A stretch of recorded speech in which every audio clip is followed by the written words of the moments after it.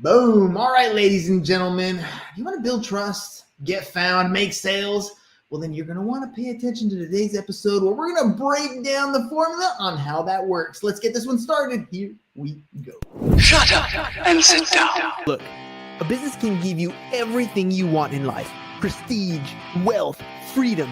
It can also take everything away from you. This show is for those who are willing to take that risk. These are the real life stories of entrepreneurs. But before we start, I have one small favor to ask. Please leave a comment. It can be advice, critiques, tips, feedback, or share this with someone because your engagement is the most valuable and most powerful form of social currency. So thank you, and welcome to another episode of Business Bros. Alrighty, business bros. He helps entrepreneurs to turn clicks into clients by building powerful sales funnels and dominating with local SEO. He's the secret weapon behind countless business owners who've leveled up their brands and positioned themselves as the go-to expert. Please welcome to the show, the one and only Mr. Sean Garner.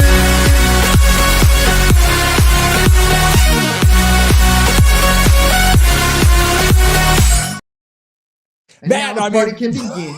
What an intro, I'm just like, I'm hearing all this. I'm seeing the B-roll clips and everything. I'm like, man, I hope he wonders who he's got on here today. It's an honor to be here. Excited for the opportunity and hoping we're sharing some value and help out your audience today.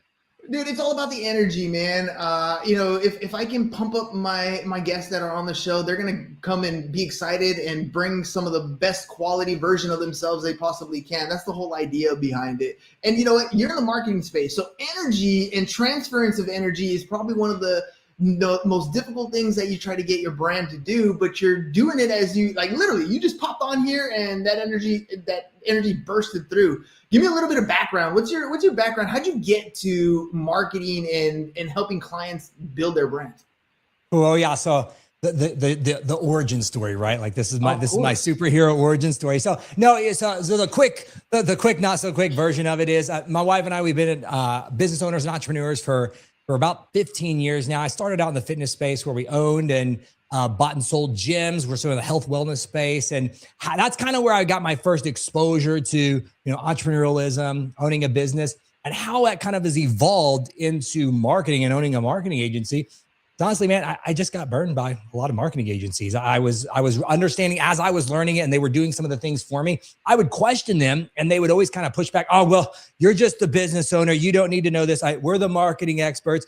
And I kind of started getting frustrated because I realized that they were just doing what was best for them and not necessarily what was best for my business. So long story short, we ended up selling those gyms off, moving to Miami, Florida, where I ran a lot of gyms. And that's where I started learning the digital marketing space even more because we had sold our brick and mortar facilities that we owned. And that's where I started doing like the online fitness stuff. And so, I had my own online fitness brand and products with that. And I was a writer and fitness advisor for Men's Health Magazine. So I was getting a lot of exposure with like creating content, websites, sales funnels, and all of these things. And that led a lot of my friends and colleagues who were in the fitness industry to ask how are you getting these brand deals and how are you selling these products and stuff like that online? I was like, well, I was trying to explain them like what a website is and sales funnels and content strategies. And they didn't care about that stuff because they were just passionate about their craft and what it was. And so I was like, well, how about you just pay me and I just do it all for you? And so that kind of really just evolved and spun the agency to where then in 2020, my wife was like, hey, I'm thinking about starting my own medical practice. You've been doing this marketing for all these fitness industries. You think it'd work for my medical practice? I was like, well, yeah, it's the same stuff. We'll just tweak the industry. And then her practice blew up and was super successful. And then my attorney came to me and he's like, hey, you did it for your wife's medical practice. You're doing it for these gyms and trainers. Would it work for my law firm? I was like, yeah, it's the same stuff. You just got to have a really good system to plug it into. Did it for him. His business was very successful. And so over the years, it has evolved to where it was just me, kind of like this fitness business coach trying to help my friends. We're a full service digital marketing agency where we specialize in helping local service-based businesses grow their business and dominate online. We do that with story brand messaging, websites, sales funnels, search engine optimization. So that way it's not just about having the thing, but making sure you're attracting the right people to find those that you're called to serve. Those technicians, the ones that have that skill set, they're good at what they do. The reason they usually end up becoming self-employed is because they don't want to work for anybody else. They want to do it their way, their style, their name on the board, their name on the billboard, I should say. And oftentimes a lot of them get stuck there though. They end up struggling to really scale their business, to really grow, because they're so focused on doing the work that they don't really quite understand what it means to grow a business. They're looking for their next customer. And when they say that, they're really saying, I'm looking for my next referral, rather than really having an engine that is spitting out lead after lead that can grow while they're sleeping. Maybe, something that is generating leads while they sleep, something that's maybe putting customers or potential customers on their calendars. And then even that last part, which is turning that lead into a prospect or a client. It sounds like, there's so many aspects to it. There's so many different pieces. Like you said at the beginning when you were struggling, how do I kind of put this all together? Let's start off with some basics. What's the difference between a sales funnel and a website, and why do I need one? Yeah, great question. So I think that terminology has gotten switched around so often to where people think that what they might call a sales funnel might be a style of a landing page or a website, or even maybe like a specific software that they're using, like a ClickFunnels or High Level, if you've heard about those, or a Lead Pages, and it's a specific kind of website or tool that they're using. When we at our agency, Sean Garner Consulting, say sales funnel, what we mean is a complete relationship journey. So it's taking a prospect from not knowing who you are to becoming a super fan customer for life. And a website is part of a sales funnel. So for us, the different parts of a sales funnel is, number one is your branding. And so when we say branding, we're talking about the visual aspect, logos, colors, fonts. But the other thing, which is to me the most important, is the words that you're using. So what words do you use? I'm a certified story brand coach and guide. So we use the story brand framework to help you craft your brand messaging. So that way, just like with a graphic designer, you hire them to create your brand guidelines. And if you hire them to give them then like create social content, design a website, create some flyers, they're going to look at your brand guidelines and make sure it visually looks that. The brand script is the same exact thing for the words. When people are writing words, emails, social copy, website copy, they're looking at that brand script to making sure all the words that they are using in your marketing are clear and cohesive with the brand script. Then after that, the second part of your sales funnel is your website. The website should do two things. It should collect leads and make you money. If it's not doing those things, you got a broken website. It's not there to be like a really awesome, hey, come look at me, digital billboard. It should be collecting leads and making you money. So it needs to be wireframed and structured in such a way to do that. Whenever we're talking about in the future with SEO and everything like that too, we want to make sure that that website is as well structured in a way that not only just attracts the right people, but converts them as well. The third thing we need in our sales funnel, we need a lead generator. Not everybody that comes to your website is going to be ready to buy, schedule a call, book a service with you. So we need to have something that's an exchange of value that positions you as a guide, has a clear and catchy title, and gives them a quick win or the next steps in the process. This has to be on the website if you want to collect leads. If not, you don't have a way to collect leads. Then after you have that, just because you have that thing, that's not the secret. The secret is in the next part, which is in the follow-up. So then after they download that guide, we want to plug them into a series of 5 to 6 emails typically, or text messages that follows a certain progression to position yourself as the guide, shows the problem that you solve, and then ultimately has a really strong call to action sales sequence.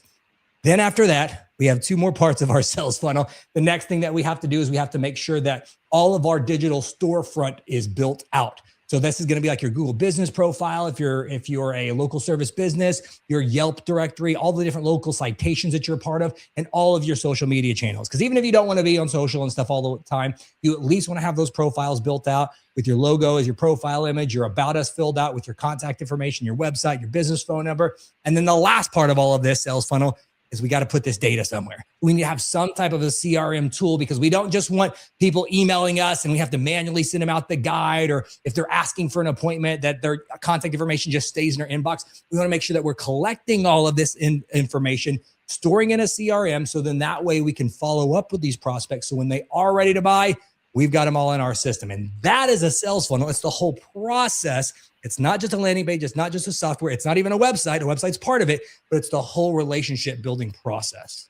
That sounds like a lot of individual pieces. I mean, it makes sense. Like I'm hearing you talk about the customer journey, and I'm thinking of the hero's 2 journeys, right? You're the guide and you're helping them get through. And I don't think people quite understand the hero's 2 journeys, or that or like Russell Brunson kind of describes it, the epiphany bridge, and the, getting people across from they don't know who you are, to that attractive character, to getting them to be in your circle. But there's a lot of little pieces in there. The follow-up, so vital, because oftentimes you hire a marketing person who might generate leads, and then you go to call the leads back and you're like, oh, these are crappy leads. Well, the problem is you're calling them back the next day, or you're calling them back way too late. You don't have a follow-up process. And so, the leads are not good anymore because they already went with somebody else. Like all these little pieces that are vital to a successful funnel.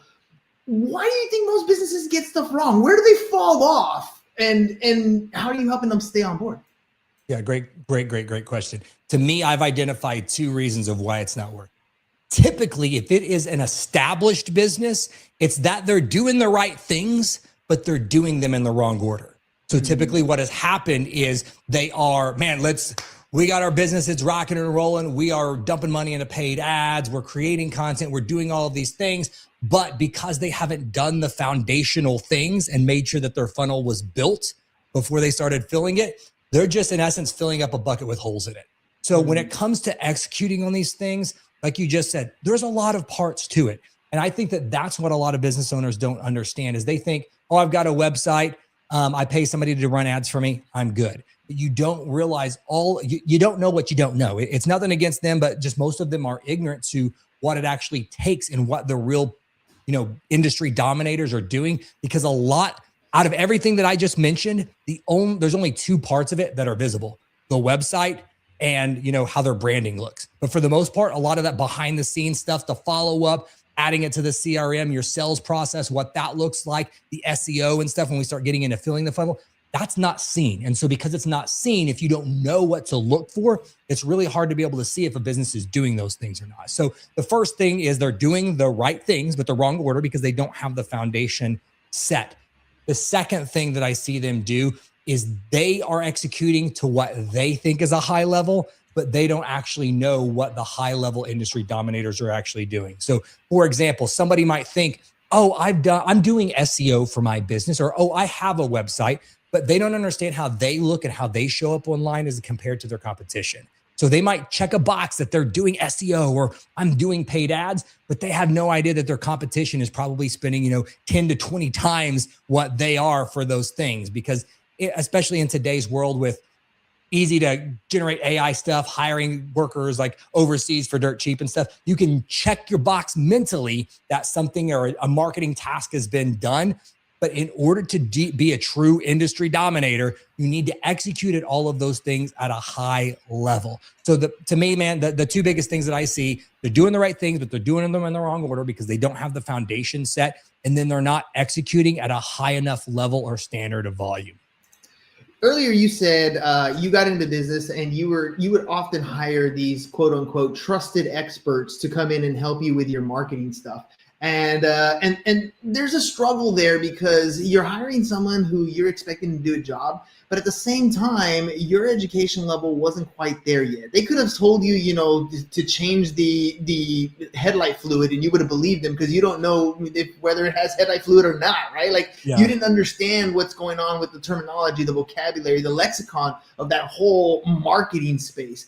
One of my mentors, Billy Jean is marketing. You probably know him because you're in the marketing space. I do office hour training for a lot of the coursework that he has in some of the courses. And so I get to deal with people who are entrepreneurs at trying to learn this marketing space and the vocabulary, knowing what people are saying, like you were saying, the difference between a website and a funnel. Some of those simple things in marketing can really confuse people if they don't know what it is, even if it's for their business, even if they're hiring out somebody.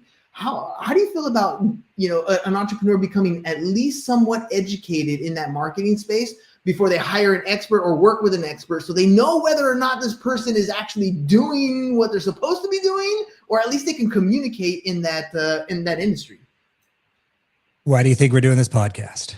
That's literally why I do these things, is because one is obviously it helps to build the trust and credibility and everything, but I love teaching this stuff. So 100%, one of the things I love about my clients, or my clients say they love about me and I love doing, is I love teaching this stuff. So I want to make sure my clients do understand. And I think that if you are working with an agency, they should be that teacher at heart, because you don't want, the worst thing that you could probably do is hire somebody that does exactly what you tell them to do, because guess what? You're not a marketing expert, most likely. If so, you're probably not needing to hire a marketing agency to do the work for you. So you do need, and you should be educating yourself. But more importantly, I think that if you are hiring an agency, they should be able to teach you and to explain things at such a simple level that you get it and it makes sense to you. Because if they're talking all this terminology, because that's honestly one of the big marketing agency red flags that I had, and why I started diving down this rabbit hole, is they started using like this techno jargon, especially when they're starting to explain like SEO terms and stuff like that. And after a while, I kind of started picking up that they were kind of just talking in circles once I started learning the terminology. And that is like get me fired up, is seeing so many marketing agencies take advantage of, because I am a small business owner. My wife and I, we still own several small businesses that are local, and seeing these marketing agencies take advantage of businesses that are like that because they don't know the terminology. So a lot of them, where I see it the most prevalent is in the SEO space, which is our agency, we specialize in local service business SEO. SEO is one of those things that is very much like fitness. There's a lot of aspects to it, to where you can say that you are working out because you go to the mall and walk every day. And then at the same time, you can say you're working out because you're training 7 days a week for an Ironman race. Yeah. Both of them are working out, but it's done at completely different levels. So the outcome is going to be the same. SEO is kind of the same thing, because SEO has several different parts to it. So what is happening is a lot of times small business owners are paying for SEO services that might be like one-time done technical SEO type things, or reporting and keyword tracking and stuff, but it's not actually doing the things that move the needle forward in SEO. So they're not doing things like link building, content generation, working with the UX, like all the things that it takes to grow in the rankings. But if business owners don't know that stuff, they're just paying thinking they're getting SEO, but they're not getting the SEO services that are going to move the needle. So 100%, you don't need to be an expert, and you don't want to be an expert, because if you spent as much time and effort as my team and I do learning all this stuff, then your business better be owning a marketing agency, because you need to be totally really good at what you do. Because I truly believe that there's certain people that you are called to serve. And if you're not getting your message out there, you're not going to attract them. But you need to know what you're doing. You need to know what to look for. But that's the point of growing and scaling, is you don't want to try and build all this stuff out yourself. You don't want to have a website that looks like it was built by you. It needs to look like it's professionals, because your customers are judging you by this. So know what you're doing, be educated, always be learning as an entrepreneur, but please don't do it all yourself unless you really do want to own a marketing agency. Now, earlier you said, you're doing things to move the needle in the SEO space. And I think a lot of times what local businesses or small businesses tend to think, especially when they don't know much about the marketing space, is I'm going to pay somebody to do my SEO and it'll be on tomorrow. And it's not, it doesn't, working on SEO is not a change that happens overnight. It's something that you have to build over time. And something I've also noticed with business owners as they come on as marketing clients is oftentimes they don't have any content. They might have a couple pictures here and there, maybe they have a video or two, but they don't have much content. How powerful is creating content for SEO? I mean, I know obviously, when we talk about putting the right keywords in your website and descriptions and all that is important, but how valuable is it to have content clips and links on those things? And the reason why I'm asking is because, I didn't know anything about SEO, but I'll tell you what I did do is I created a podcast. I do a lot of podcast clips. I put out a lot of content, and that in itself started to bring that attention naturally back over time. If a small business is trying to get their SEO up, what's the time frame they can expect, and what kind of content or creation are they going to need to do to really have a successful SEO, result into their business? Yeah, great question. And hold on, because I love this stuff. So I'm gonna tell you everything that you need to know as a small business owner when it comes to SEO. First off, I want everybody to have an understanding of what it is. So it used to be, SEO for, search engine optimization. Now at our agency, and there's a lot of people in the industry that are saying this, now it's search everywhere optimization, because now with people, they're not just looking on Google anymore. Now it's even like a lot of social media platforms are indexing content and everything. LLMs like ChatGPT, Perplexity, those are starting to showcase where people are searching and everything. So it's understanding what you're trying to do is when a potential customer looks for the products and services that you provide, that your business and brand shows up. SEO is not about tricking Google or these AI tools. It's about doing two things. It's about proving that you are the best choice, and that you're providing really clear results. That's what it is. You have to prove it, and you have to be clear at what you do. That is SEO in a nutshell, what it is. You can't trick Google into making you show up higher than your competitor if they've been in business a lot longer, their website's been on the website longer, they've got a ton more content on their website validating about what they do, they've got lots of other websites talking about them. You can't just flip a magic switch. They're not paying me to like flip the master switch and be like, haha, now you can rank number one. It doesn't work that way. So it's about getting these algorithms to understand clearly what it is that you do and then proving why you deserve to be where you are. So knowing that is the theme and what we're trying to do is show up on search, you need to understand what holistic SEO is. So there's 5 key pillars to SEO. There's multiple different things that you have to do if you want to show up higher wherever people are looking for. So the first thing is you have to understand technicals, and that's your technical SEO. So this is going to be some of the dorky behind the scenes. If you've ever built a website or a landing page yourself, you see something like little boxes that's called like a site title tags, meta descriptions. That's some back end stuff that with the technical SEO, your customers won't typically see that stuff or know what it is, but that's how Google knows that your website is technically sound. Think about building a house. That's making sure that it's got a really solid foundation to build on. When you're driving by, you can't see the foundation unless it's starting to lean after a while. The same thing with your website, right? So you have the technical SEO set up as far as like your link structure, your site title tags, meta descriptions, and just technically sound how Google or these search engines want your website to look. The second thing that we look at with building our holistic SEO strategy is your user experience. So one of the ranking factors, especially for Google, is if somebody types in Dallas plumber and they land on your website, do they stay on the website or do they immediately bounce off? Because remember, these search engines, they make money by ads. Why people want to run ads is because more people are looking on their software. Why more people are looking at software is because when somebody types in a result, they're really good at showing the right thing. So Google, one of their ranking factors, if they showed your website for Dallas plumber and somebody bounced off, well, that user experience wasn't good enough to make that person convert. There's lots of other factors in it, but just know that one of the things that Google looks at is how long people are spending time on your website once they go there. Are they taking any other actions? And what are they doing once Google did or these search engines show them that result? So we make sure that our UX is set up. Number 3 is when we get into the SEO part that people most think of, and it is what you asked about, content. So it's not just about how many social media posts do I need to do. Google has an algorithm, it's called EAT, and it's all about your expertise on a topic, your unique viewpoint, your authority. Are you trustworthy? That's what Google's looking for. So when we're creating content, it is not fluff, AI slop generated content.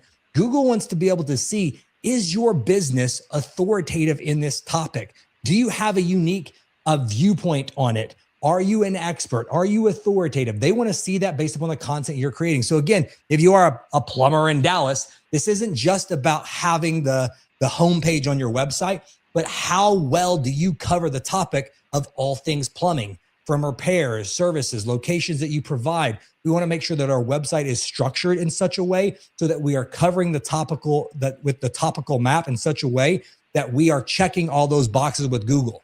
The other thing that it wants to see with content is how often we are adding content to it.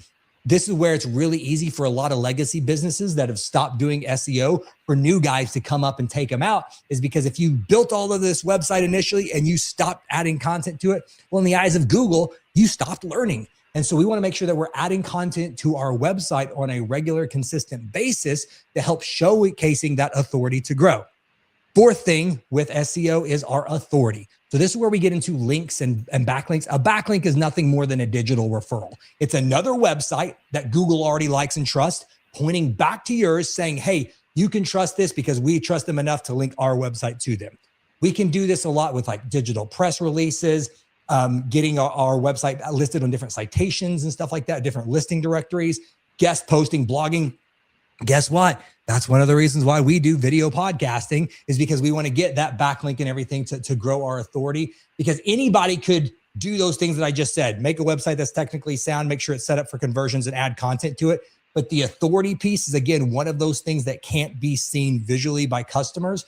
But that is a major ranking factor for Google, is knowing who to trust, and how it knows who to trust is based upon other websites that are linking to it. Then the fifth part of this holistic SEO strategy is your local SEO. That is your GBP, your Google Business Profile, making sure that it is optimized with the proper services, categories. It's linking to the right page from the profile. It's completely filled out, and you're always adding content to that on a regular basis as well, because Google wants to see you using all of its products, and you're taking that local listing, you're adding it to like Bing Places, Yelp, and all the other local citations. So then that completes your holistic SEO strategy and plan. So if you're checking the box saying you're doing SEO, most agencies, whenever they're doing that for customers, have done the technical SEO, and then they're doing monthly reporting. But those things that really truly move the needle is keeping up with your GBP with that local SEO, adding backlinks with authority, and then adding content on a weekly basis to your website. And then you obviously want to keep up with all of those other things. All right, Sean, how about the difference between a personal brand versus like a business brand? We were kind of talking about it a little bit before the show started. If you go back and kind of change some stuff, or you're advising somebody who's getting started, do I create a personal brand or do I go for a business brand? I think that there's not a right answer blanket wise. It's going to be what's right for you. So certain businesses, certain industries, you got to think about the longevity about what it is that you want to do. So I named my marketing agency. I always like my stupid dad joke is I'm a marketing guy, but my agency is Sean Garner Consulting, not super creative in the marketing front. I did that initially because when I started it, it was around the personal brand, because I had done all the stuff in the online fitness space. I had somewhat of a social media following and a presence. So I wanted my name out there. Now, as the agency has grown and we've got, full-time staff team members and stuff, it's all about me still, but I'm trying to now shift it eventually to where it won't be around Sean Garner Consulting. Yes, I'm the personal brand name, but I don't want people to come to the agency just because of me. I want it to be because of all the results and the value that we've gotten for the clients. So when you're doing this, whether knowing to make it be a personal brand or a business brand, there's two sides of the coin. One, it's a lot easier for people to connect with and to build a personal brand over a business brand, because people connect with people, they don't connect with logos. Flip side is it's very, very difficult to sell those types of businesses. So you have to think about what your end result is for the thing. If you want to build a business brand, just know up front, there's going to be a lot more work involved, because you have to now get people who maybe know you to now associate you with this new brand and then build the thing up. But once the thing is built, you've built something that's bigger than yourself. So I don't think that there's a right or wrong answer. It's based upon you and kind of what your end goal outcome is for the business that you're building. I learned that lesson in real estate investing. You need to know your exit strategy before you get into the purchase, because that's how you're going to end up exiting. Kind of same thing when you're building your company. Know what your exit strategy is. Do you have to execute it? Not necessarily, but you build your agency according to your exit strategy. And then when you're ready to exit, you know how to do that. Now, before we head out, I want to ask you, and we'll go a little bit longer, but hopefully, not past your bedtime too much, but video is vitally important in building that trust. Like you said, especially when you have that personal brand, the audience needs to connect with you. It's how you're going to end up converting leads. But we're also living in an era where you don't necessarily have to be the one behind the camera to have your image behind the camera anymore. How important is video in converting leads? And for those of us who might be scared to go behind the camera, how easy is it nowadays for me to create video without me even having to be there? Yeah. Okay, so there's two parts of it. So number one, I will say this. I think that what you are doing right now is the best, wisest return of investment on your time for content creation. Because if we think about this episode's going to be about 30 minutes. There's a lot that has happened in 30 minutes that you can't make faceless, and why I specifically, not only do I do this, but I'm on content just like this all the time. In the age of AI, where you can make, like what you were asking about earlier with faceless YouTube channels and faceless content, you can have AI avatars create content and stuff like that. People are already missing people interaction. And so I think the more real and more human that you can be in your content, the better you are going to attract the type of people that you are called to serve. Yes, you can easily have AI create content for you, but it's not going to be you. People, like I said earlier, connect with people, not with logos and brands. You're definitely going to struggle getting people to connect with an AI avatar. So when you're doing it, like we said, think about the end result. What are we trying to do? Are we trying to use an AI avatar and make these faceless channels just so we can check a box and say, I'm creating content? Or are you truly trying to build a brand? If you truly want to be who we love working with, are the industry leaders, the people that want to grow their business and truly dominate their industry, they're not using AI avatars. They are the ones that are on there doing the content. So just because you can, absolutely you can, but you are not going to reach the industry dominating status that it takes. And so this is why I love what you're doing right now. We're taking 30 minutes to make a video podcast. 30 minutes of our time. This is what we've got. One, we've got a live video that's being multicasted out to multiple different platforms right now. Guess what's really hard to do on live video? Make up what you're talking about and have an avatar do it. So if you truly want to be seen as an expert, if you've listened to it, you might not like me. You might think I'm goofy. You don't like the receding hairline, whatever the thing is that you like, don't like about me. You can't argue that I know what I'm talking about. And because I come across very passionate and it's live, I'm not reading a script, the teleprompter, ChatGPT is not telling me what to say. Like, you know this stuff. So live video shows that you know your stuff. The other thing that it can do, if maybe it's not live, but long form video, yes, you can still script that stuff out. And you probably should, or at least have yourself an outline and stuff to go through, especially if you're not super comfortable about talking on camera and everything. But it's still pretty easy to see that. Then we can take this and now we can cut this long form up and we can cut it up into shorts. So we're going to have a 30-minute live video that gets simulcasted. Now we're taking the long form. It's going to become a long form clip on YouTube, probably going to get shared long form on Facebook, LinkedIn. It's going to be a long form on Spotify podcasts and the different audio platforms. Then we take all the shorts from this. And now we've got shorts for TikTok, Instagram Reels, Facebook Reels, YouTube Shorts. Then we can take this transcript and we can cut that up and we can create a show notes page for our podcast page because we talked about creating content on your website. So now we've got the episode that's embedded on YouTube with our show notes page. Then we can take the transcript from this podcast as well, and we can have context to feed ChatGPT to help us create blog posts over the topic. If you just go to ChatGPT and say, write me a blog post over a holistic SEO strategy, it might come up with something, but if you took this transcript and did it, it's going to come out with something that is unique to me or to this show. And so we can have unique generated content, because if you're just pulling things out of ChatGPT from its common index without adding context, it's going to fall flat. That's the AI content that doesn't work. So we can do that. Then we can also pull this transcript and we can have it write emails for us for helpful tips, valuable tips, emails. So they're not just sales emails. Now you have a better reason to email your list than just, hey, come buy my stuff. You can pull the content from this or the concepts we discussed and have it write helpful tip emails, text message, social post for your email list. And we were able to do all of that with 30 minutes of our time. Imagine how long that would take, even if you used AI and ChatGPT and faceless channels and stuff like that to create that volume of content that is unique, that is a high level. We can do that with something just like this in 30 minutes. And guess what? It's going to feel uncomfortable and awkward. But if you truly want to dominate your industry and be the go-to industry expert, man, go out there, punch fear in the face. That's what Sean Garner, one of my remote mentors I always look at too from Think Media. But punch fear in the face, press record, and go out there and do it. Because I truly believe that if you're an entrepreneur, you are called. Entrepreneurship is a calling. And there are specific people that only you are called to serve and that you are able to help. So what a shame if we don't go out there and serve the people that we're called to serve just because we are afraid to press record on a camera. All right, ladies and gentlemen, look, if you're in business and you know you needed to do some marketing and you listen to this episode and you're reaching the end right here and you're like, man, that sounds like a lot of stuff. I wish I had somebody who could help me with that. Sean, if they're thinking that, how can they get a hold of you? Yeah, best way is go to our website, SeanGarner.co. He's got it streaming right here. It's SeanGarner.co.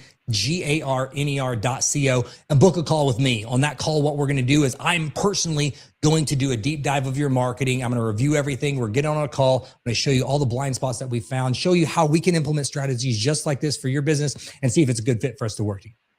Boom. All right, ladies and gentlemen. So basically, after 30 minutes, you have zero excuses, right? At this point, you know what needs to be done. You can go back, listen to this over and over again. You can see all the different steps, all the different pieces of your marketing puzzle. You can go and deep dive and learn it all yourself and do it all yourself.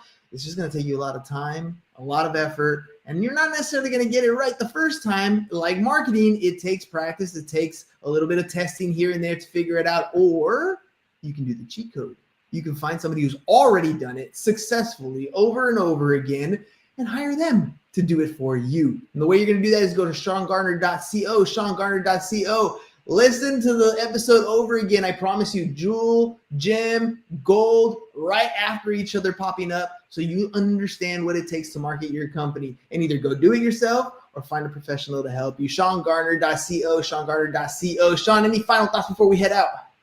And thank you so much for the opportunity. The one thing, and you were hitting on it, and it's kind of honestly one of the favorite quotes that I always share with our clients, especially when they're new: knowledge without execution is meaningless. So you can sit here, you can listen to amazing shows just like this to where you're getting tons of information and knowledge. But if you don't take action on these things and start executing it, guess what? You're going to be in the exact same place next year this time, but you're just going to have better ideas that were never executed on. I love one of my mentors. He says, when he asks somebody, how long have you been in business? They'll say, I've been in business for 5 years. And then he replies back with have you been in business for 5 years, or you've just been stuck repeating the same year of business over and over 5 times? I love that. Ponder that, ladies and gentlemen. If you're stuck repeating the same business year over and over again, you're looking for growth, you probably need a team like Sean's to come help you do that. Sean, thank you very much for being on the program today. Ladies and gentlemen, we'll catch you guys on the next one. Peace. And we're out. It's over. Go home. Is your business in need of marketing? Try starting a podcast. But not just any podcast. Podcast like a pro. We can show you how to take your business from being invisible to becoming a brand people trust. Go to www.businessbros.biz